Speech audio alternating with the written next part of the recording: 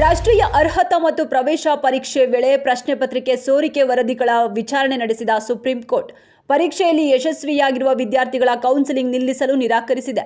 ಪ್ರಶ್ನೆ ಪತ್ರಿಕೆ ಸೋರಿಕೆ ಹಾಗೂ ನ್ಯೂನತೆಗಳ ಬಗ್ಗೆ ಪ್ರತಿಕ್ರಿಯೆ ನೀಡುವಂತೆ ರಾಷ್ಟ್ರೀಯ ಪರೀಕ್ಷಾ ಏಜೆನ್ಸಿಗೆ ನೋಟಿಸ್ ನೀಡಿದೆ.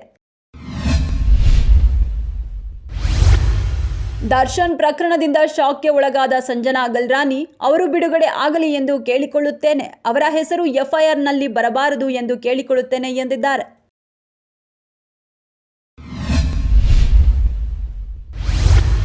ಚಿತ್ರದುರ್ಗದ ರೇಣುಕಸ್ವಾಮಿ ಎಂಬಾತನ ಕೊಲೆ ಪ್ರಕರಣಕ್ಕೆ ಸಂಬಂಧಿಸಿದಂತೆ ನಟ ದರ್ಶನ್ ಹಾಗೂ ಸಹಚರರನ್ನು ಬಂಧಿಸಲಾಗಿದೆ. ನಗರದ ಲಕ್ಷ್ಮೀ ವೆಂಕಟೇಶ್ವರ ಬಡಾವಣೆಯಲ್ಲಿ ವಾಸವಿದ್ದ ಅಪೋಲೋ ಮೆಡಿಕಲ್ ಶಾಪ್ನಲ್ಲಿ ಕೆಲಸ ಮಾಡ್ತಿದ್ದ ಬೆಸ್ಕಾಂ ನಿವೃತ್ತ ನೌಕರ ಶಿವನಗೌಡ ರತ್ನಪ್ರಭಾ ದಂಪತಿ ಪುತ್ರ ಈತ ದರ್ಶನ್ ಅಭಿಮಾನಿಯಾಗಿದ್ದ. ರೇಣುಕಸ್ವಾಮಿಗೆ ಕಳೆದ ವರ್ಷವಷ್ಟೇ ಮದುವೆಯಾಗಿತ್ತು. ರೇಣುಕಸ್ವಾಮಿ ಪತ್ನಿ ಈಗ 3 ತಿಂಗಳ ಗರ್ಭಿಣಿ.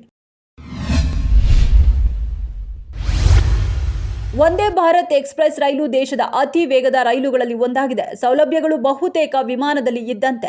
ಇಲ್ಲಿವರೆಗೆ 51 ವಂದೇ ಭಾರತ್ ರೈಲುಗಳನ್ನು ನಿಯೋಜಿಸಲಾಗಿದೆ. ಜನರು ಸಾಗರೋಪಾದಿಯಲ್ಲಿ ರೈಲನ್ನು ಹತ್ತುತ್ತಿದ್ದಾರೆ. ಟಿಕೆಟ್ ಪಡೆದಿದ್ದಾರೋ ಇಲ್ಲವೋ ಎಂದು ಪರಿಶೀಲಿಸಲು ಕೂಡ ಸಾಧ್ಯವಾಗ್ತಿಲ್ಲ.